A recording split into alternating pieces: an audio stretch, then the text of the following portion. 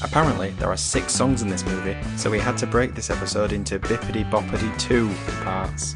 That was a bad joke. And expect many more bad jokes on today's episode of That Song from That Movie.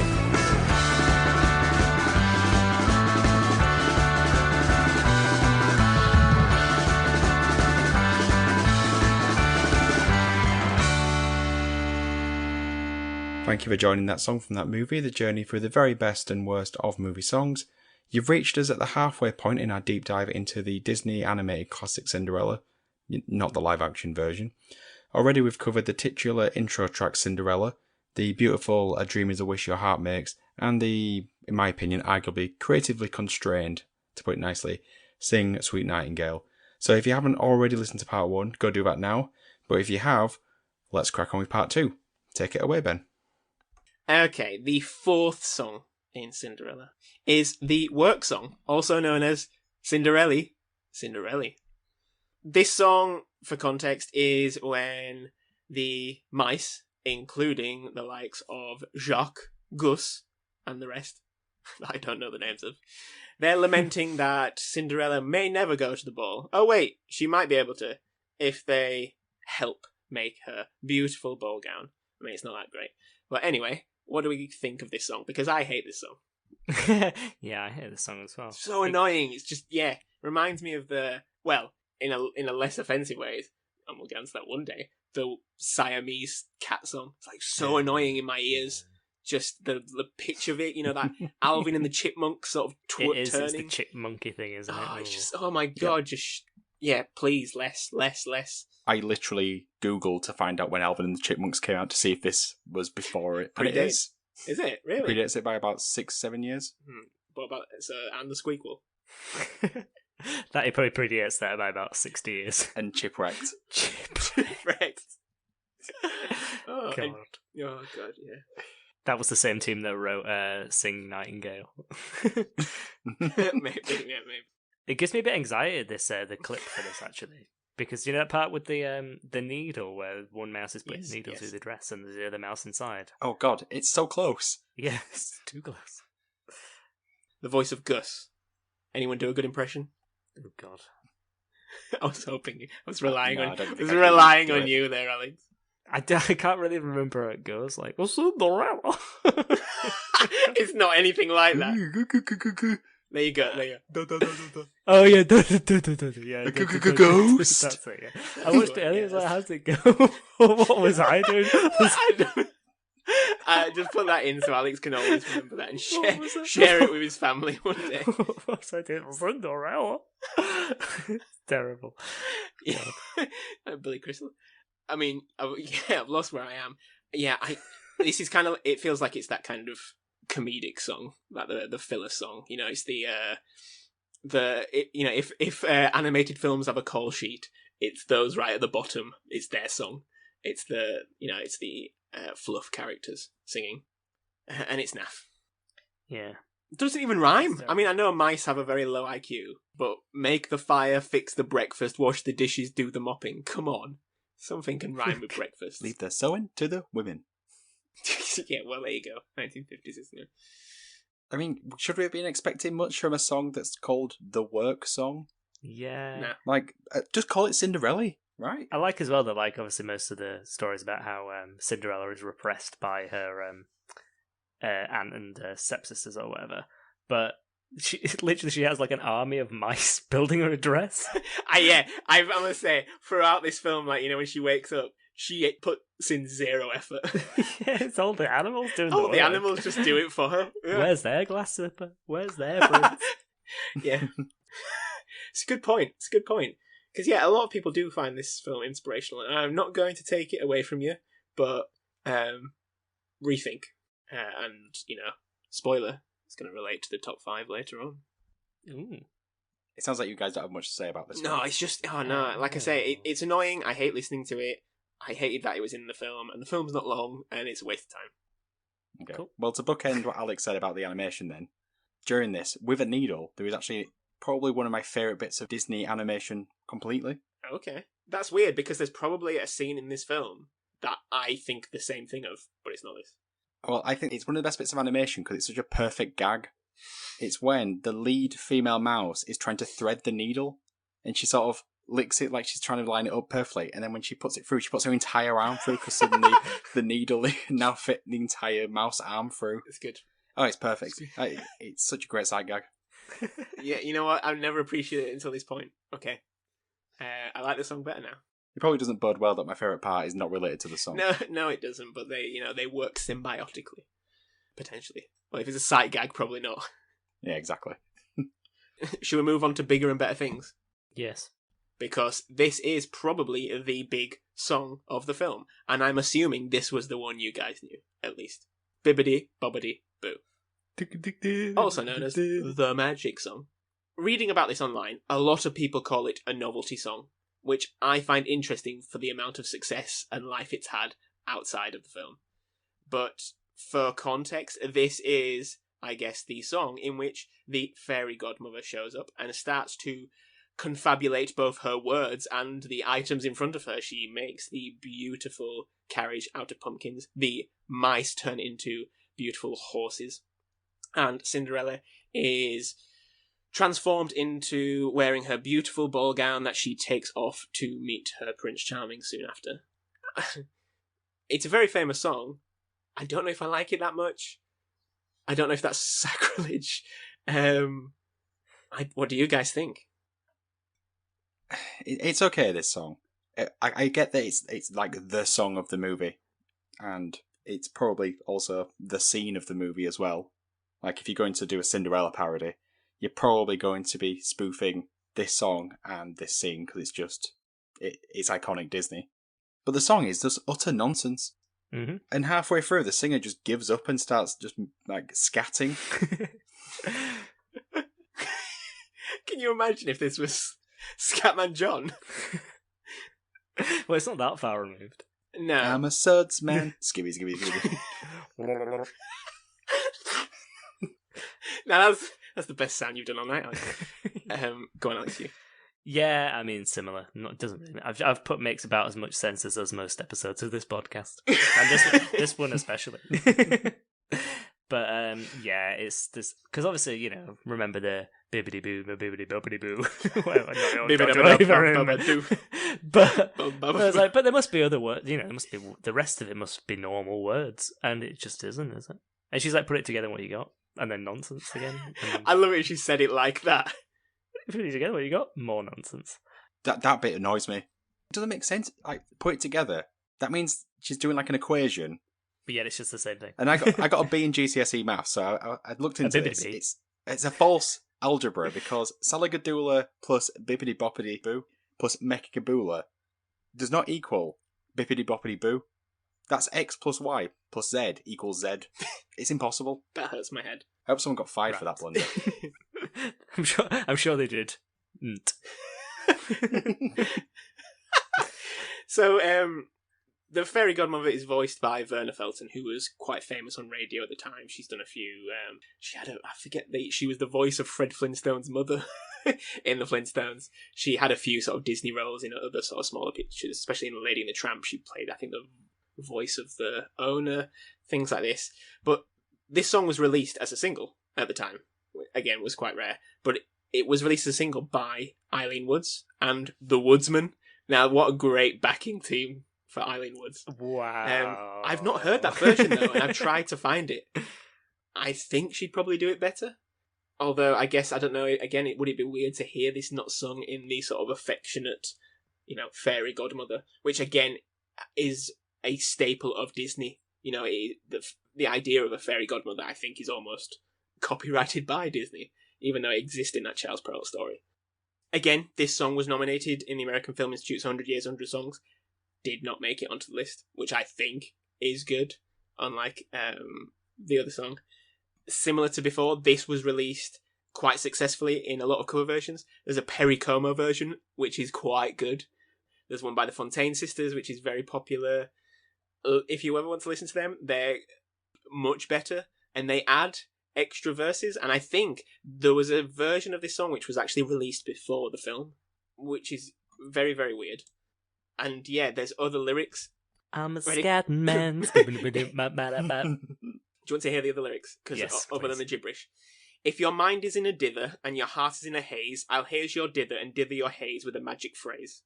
And if you're chased around by trouble and followed by a jinx, I'll jinx your trouble and trouble your jinx in less than 40 winks. How about you said this wasn't gibberish? I like it. I mean, If it's better than what's in the film. Exactly. Well, I mean, yeah, it can go on top of it. But yeah, I mean, this is considered quite a big song in Disney's sort of catalogue. It's on a lot of compilation albums. Would you argue with me if I said this was the most famous song in the film? No. No. Why do you think that is then? Of all the songs that have made it, we're 71 years later now. Why is this the most famous song? Repetition. We're a sucker for repetition. Do you think it's the scene? Because I think it is. It's the scene. It has to be the scene. Because I think that scene's incredibly iconic, isn't it? The scene is a main part of it, yeah, definitely. But I think as well, like, you think of Disney does a lot of these nonsense songs, and generally they are the ones that are the most memorable. Like, I'm thinking of Supercalifragilisticexpialidocious, and it's like that's a much better version. No, that's a much better version of this type of song. But again, you kind of just remember it because it's nonsense. So it just sticks in your mind, doesn't it? And yeah, grouped with the scene, which is probably the most famous scene from the film as well. Then that's why it's remembered 90 years later, or however many years it is. 60, 50, 80. Maths. None of those were right. Yes. Alex, are you okay? 71. Is your nose bleeding? Yes. Gotta watch out for that.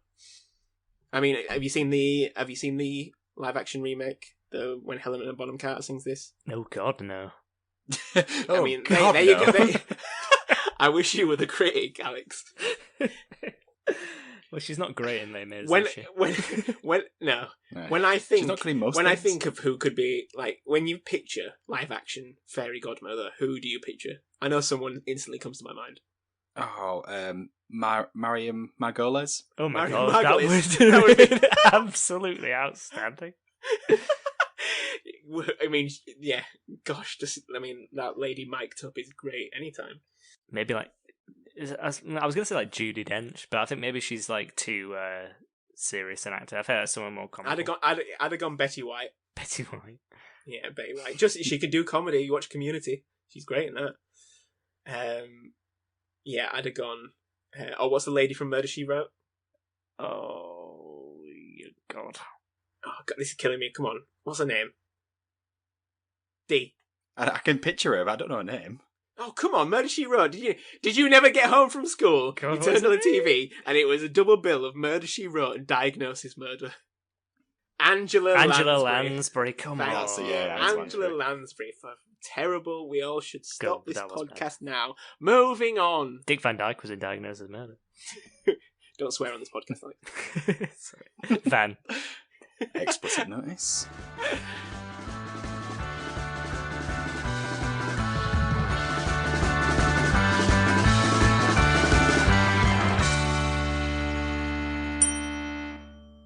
The final song of Cinderella is called So This Is Love, which I can't say without thinking of the White Snake song. Oh, no, that's fine. You could go for What Is Love. I was thinking, Is This Love? Yeah, oh yeah. That I'm feeling. That's the one. Is this the love? Yeah. Well, I'm glad we both went with a different song. Keep going if you want, Alex. What is love? Baby, don't hurt me. God, it's like a living jukebox energy. Bam, bam. Bippity boo. Dee boo. So This Is Love is a romantic ballad, and that kind of bookends the musical numbers of this film. So this is sung sort of by, I guess, Cinderella, but off-screen, as she's dancing with her Prince Charming through the great ballrooms of the castle, into the courtyards, through the sort of hedge mazes. It's a very beautiful song, as you kind of... the classic Disney thing. These two are falling in love at first sight. What do you guys think of this one? I didn't recognise this one, but I really enjoyed listening to it. I just thought it was like a really cool song. I don't know if it's because of like... because there's been a couple of songs that filled this void in previous films. There was that one in Bambi, which was really boring and drab. There's the one that's kind of similar to this in Snow White as well, where they're dancing around the well. Your one song, what song? You mean the quite predatory song, the rapey one? Yeah. Whereas this was like a really like jazzy sort of like subdued, a bit like seductive version of those songs. Like I really liked it. And actually, when I listened to this, I thought, you know what, the songs in this, the sound recording is such a huge improvement between this and Snow White. Oh yeah, and like it just like filled your ears with joy at this one. I just really, I thought it was very pleasant to listen to for me. But a lot has happened in 12 years. Yeah, but I didn't recognize it, and I probably might, I think if someone played it to me again, I probably wouldn't recognize it. It was a pleasant experience. That was all I can say. To me, it's just a nice, intimate song. It feels like the kind of song you just don't get in Disney animated movies anymore. Everything has to be quite large or jokey. The vibe I get from this is Moon River from Breakfast at Tiffany's. Okay, yeah, I can see that. I can definitely see that. Now, I know, I think that's the thing. A lot of good humming in this, and me. Earlier when you said about the comedic scene being one of your favourite Disney scenes, the visuals in this scene is beautiful. Like the backdrops, how they're drawn, it's so grand. It's almost like pastel colours. Oh, it's absolutely gorgeous. When they close up, I hate it because the teeth are there again, just staring me down in the face, blinding me. But did they forget to put like the shadow filter? I don't know over what. the teeth? I don't know what. Because their skin and hair and their clothes are all in shade, but their teeth are not. I mean, Invisalign was invented in 1950. Mm-hmm. It's a Ben fact. Ben fact. Patent pending. Patent pending, yeah. And it will be for a long time. It'll always be pending. This song is the first duet song by a Disney princess and prince. Do you know what the next one is? Is it? What about the first song? I was going to say, what about your song? It's not a duet song. Oh, because he sings it, and she sings it to her. He sings it to her. She's cowering behind the curtains. I was going to say, is it from from Sleeping Beauty, maybe? Yes. The one where they're in the woods, but I don't know where it goes like. Once Upon a Dream. Yes. Which you do know the song, because it's big. Yeah. Do you know what the one after that is? Because there's only 3 at that point. There's only 3 after that one? Well, no, there's more, but it took a long time for the third, sorry. Oh, okay, well there's obviously a Whole New World. There you go. From Aladdin. Is that the next one? Apparently so, right. According to internet trivia. And that's as deep as I go.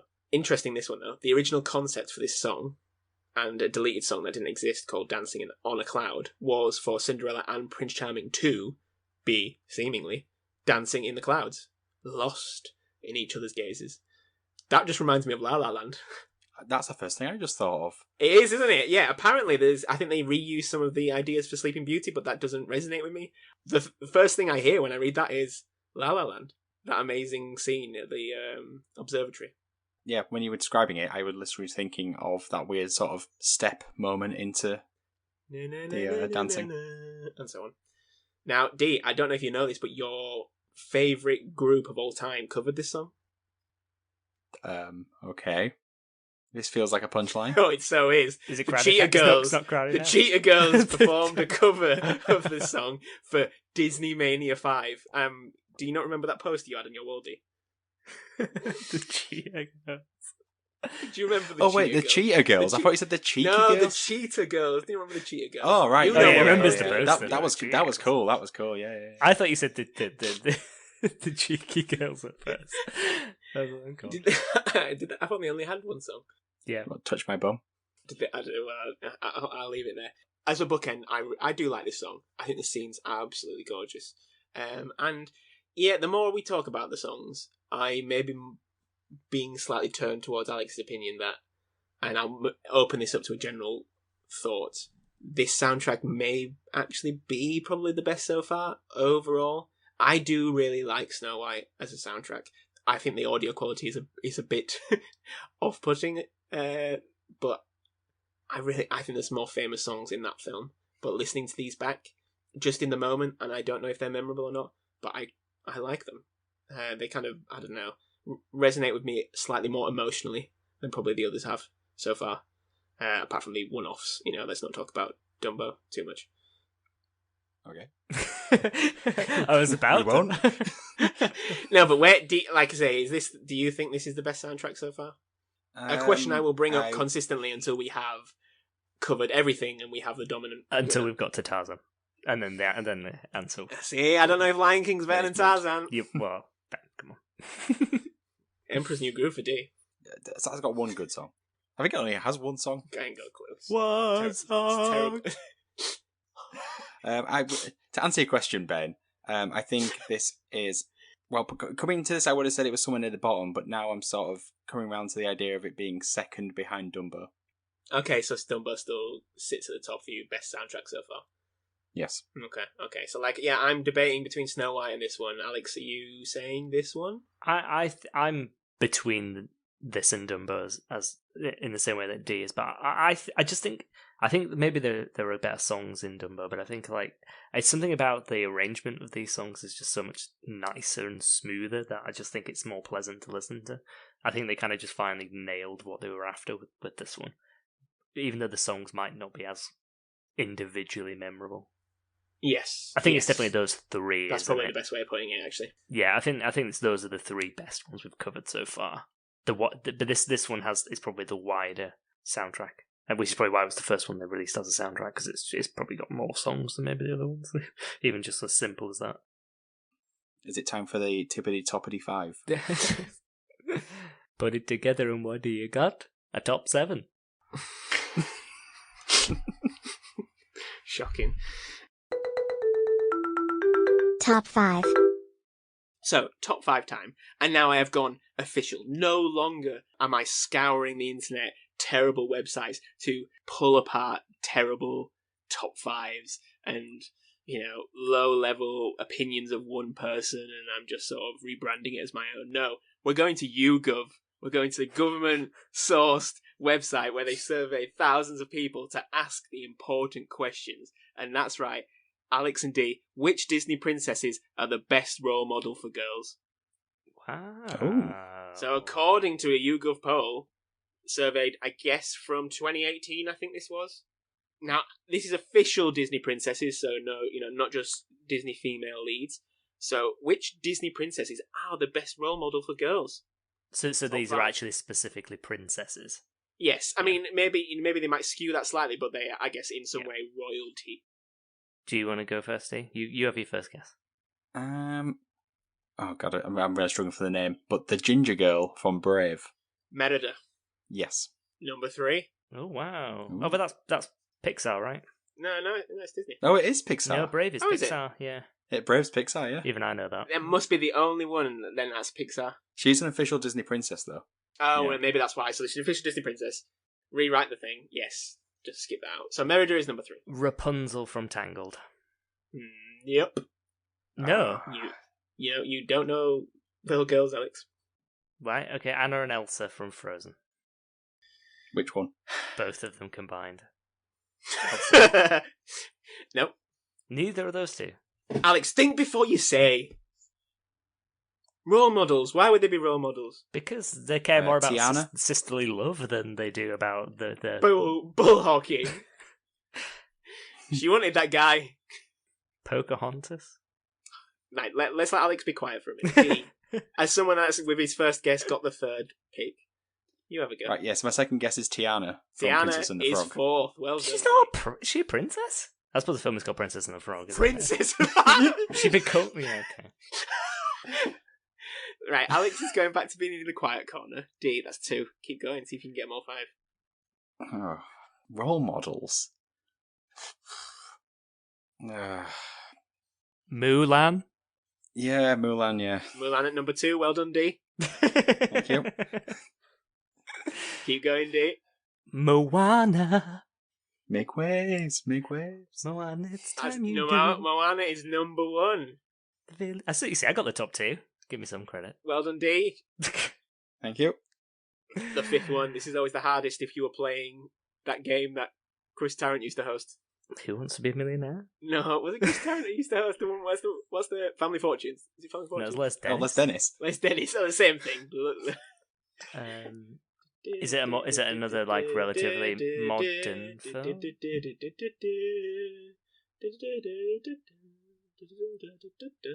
You guys don't know. I do recognise that song. I recognise it. I can't Is it put Belle? words to it. It's Belle, Yeah. yes, 5th, because she likes books, Alex. She likes books. Yeah, I don't know. I think Elsa and Anna. Bonus should point. be above that, Bonus but- point. Okay. Bonus point.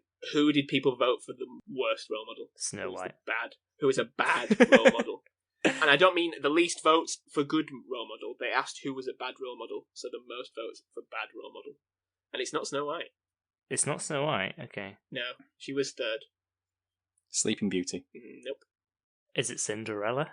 it's not Cinderella. No, Worst role model. Disney princess. she gives up something for a bloke. Oh, Little Mermaid. The Virginia. Oh. Yeah, I can't remember. Ariel. Ariel. Ariel. Yeah, she really wants that guy, so she gives up her ability to speak. There you go. It's a good one, that one. That was a good one. Yeah, I've got lots of other versions. I'm going to keep hold of that YouGov website. Okay, so now it's time to figure out what is the best song from Cinderella. Alex, you want to get straight on with it? Yes, I think it is. Oh, I'm not sure actually. Oh God, do Ben first. First 20 seconds of Sweet Sweet Nightingale. Ben, do you want to go first then? Yeah, It's a Dream is a Wish Your Heart Makes. Back to Alex very quickly before he gets his thoughts back. Yeah, no, it was that one. I was trying to remember the full name of the song because in my notes I've just put A Dream. But I think probably that one. But I did really enjoy listening to So This Is Love, Baby Don't Hurt Me No More as well. And I think that one was more surprising because I wasn't expecting to enjoy any of the songs. Who knew Hadaway was a cover? Yeah, yeah, exactly. Yeah, just that Eileen Woods fact. I think I'll never, Yeah, I that's just love true. this song. I think actually, yeah, I think it's the best version of that type of song. The one song I'm going to say it again that we've had so far. Yeah, I'm agreeing. Despite the fact I couldn't remember this was even in Cinderella, it has such a connection with me because of just Disney generally and the parks. I've got to go for it. 100%. I'm sorry. 100%. It makes no sense for this segment, but that's the reason why. No, I think it does. Like I said, I've got some beautiful memories of kind of walking away from those fireworks and that song, just kind of, or at least the bars of it, playing out, and that's from this film, and it's, cherish those moments, D. Don't let anyone take them away from you, even Alex. As hard as he tries. He does try quite hard to take away my memories. So that brings an end to another episode of That Song from That Movie. We'll try to figure out how to split this on Twitter, and you can do your votes there to tell us which one you think is the best song. Alex, what is our Twitter handle? TSF TMPod. Correct. You can help the podcast by sharing this, and one of the places you can share this is on Reddit. But what subreddit should they pick, Ben? Oh gosh, that's a good question. Let's go for the Hadaway subreddit. Yeah, makes sense. Yeah, it had a wed to be. That really hurt my brain. Needs work. You can also help the podcast by signing up to our Patreon, buying our merch, which all costs things. But if you are really cheap, you can leave us a review for free. But just make sure it's a positive one. So all that's left now is to do some goodbyes. So it's goodbye from myself, goodbye, and goodbye from Alex. One shoe can change your life, which I think is a line that would later inspire Paolo Nutini. And goodbye from Ben. Where there's kindness, there's goodness. And so, goodbye everybody. Bye. Bye. Yeah.